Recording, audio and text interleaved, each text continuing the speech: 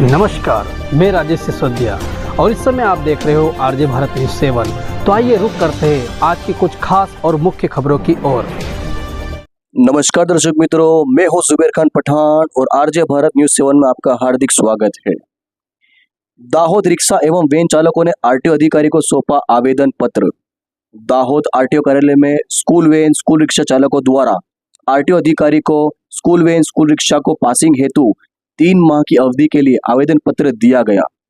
दाहोद में school van एवं school rickshaw चालकों द्वारा दाहोद आरटीओ अधिकारी को 3 माह की अवधि के लिए स्कूल वैन एवं स्कूल रिक्शा की पासिंग हेतु प्रार्थना पत्र दिया गया। यूँ देखा जाए तो स्कूल शुरू 15 दिन हो गए हैं और अब जब स्कूल वैन और स्कूल रिक्शा चालक आर्थिक स्थिति का सामना कर रहे हैं तो आरटीओ अधिकारी ने स्कूल वैन और स्कूल रिक्शा चालकों को 3 महीने की अवधि के लिए स्कूल वैन और स्कूल रिक्शा को पास करने के लिए कहा है। रिक्शा सेवाएं बंद कर दी गई और बड़ी संख्या में स्कूल वैन और स्कूल रिक्शा चालक उपस्थित हुए और आवेदन पत्र दिए गए। उसमें उन्होंने आरटीओ अधिकारी से निवेदन किया है कि उन्हें 3 माह की मोहलत दी जाए।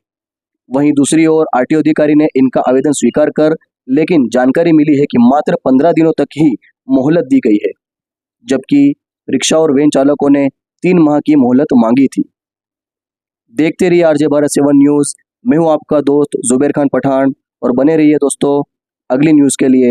जय हिंद, जय भारत। तो એવું જ કહેવામાં આવ્યું છે ભાઈ તમારી ગાડીઓ કમ્પ્લીટ કરો, જે બી વીમો હોય કે આપે હોય જે નિયમ મુજબ હોય સરકારના એ નિયમ મુજબ દ્વારા તમે ચલાવો। હાલમાં તો ચાલુ જ છે, અમે કોઈ હડતાલ જેવું કર્યું નથી। એક દિવસ આજે અમે ખાલી રજા મૂકી છે કે સમય મળે અમને, છોકરા ચાલુ હોય એટલે મૂકવા જવાના હોય તો અમને સમય મળતો નથી। તો આજનો દિવસ અમે ગાડી બંધ રાખી છે અને આરટીઓ સાહેબને રૂબરૂ મળવા આવ્યા છે। રજૂઆત એ બાબતની છે કે જે ડ્રાઈવ ચાલુ કરી છે આરટીઓનો ટ્રાફિક પોલીસે, સ્કૂલ વાહન જે સ્કૂલના લાવવા લઈ જવા માટે જે ઉપયોગ થાય છે વાહનો, એ મોટર વાહન અધિનિયમ હેઠળના હોવા જોઈએ। એના નિયમો મુજબ જે છે એ મુજબના જ હોવા જોઈએ અને મહેરબાન વાહન વ્યવહાર કમિશનર કચેરીએ સર્ક્યુલર પરિપત્ર કરીને જે સૂચનાઓ આપી છે એનું પણ પાલન કરવું જોઈએ। અમે 24 તારીખે હેલ્પડેસ્ક ચાલુ કરેલું હતું કે ભાઈ જે નોન ટ્રાન્સપોર્ટ વાહનો છે જેનો બાળકોના લાવવા લઈ જવા માટે ઉપયોગ કરી રહ્યા છે તો એ બધા ટ્રાન્સપોર્ટ થઈ જાય, ટેક્સી થઈ જાય, મેક્સી થઈ જાય। એ અમારો ફર્સ્ટ ફેઝ હતો કે જે એને અમે પ્રાઇમરી રીતે એને અલગ અલગ ફેઝમાં દરેક વસ્તુનું ઇમ્પ્લિમેન્ટેશન કરાવીશું। એટલે આ પ્રાઇમરી ફેઝ હતો કે ભાઈ આને પહેલાં તો ટ્રાન્સપોર્ટ વાહનોમાં જ બાળકોના પરિવહન થવા જોઈએ। તો એ હેલ્પ ડેસ્કની અંદર મેં 25 વાહનોના ડાયરેક્ટ વિથિન અ 1 ડે મેં ટ્રાન્સપોર્ટ કરી આપ્યા। એના પછી અમે ડ્રાઈવ ચાલુ કરી અને ડ્રાઈવ ચાલુ કર્યા પછી ફરીથી બધાને રજૂઆત મળી છે કે અમને થોડો વધારે સમય આપવામાં આવે તો અમે બધા જ આ રીતના તમે જે સૂચના આપી છે એનું અમે પાલન કરાવી દેવડાવીશું। તો એમના જે આવેદન છે એ બાબતે વિચારણા હેઠળ લઈશું અને યોગ્ય જગ્યાએ નહીં આ બાબતે પણ અમે જાણ કરીશું કે આવી એક રજૂઆત મળેલી છે અમારે।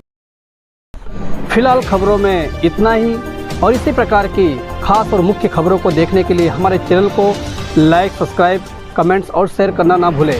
बने रहिए आरजे भारत न्यूज 7 में और देखते रहिए आरजे भारत न्यूज 7। इसी के साथ मैं आपका मित्र राजेश सिसोदिया आपसे विदा लेता हूँ। जय हिंद, जय भारत, नमस्कार।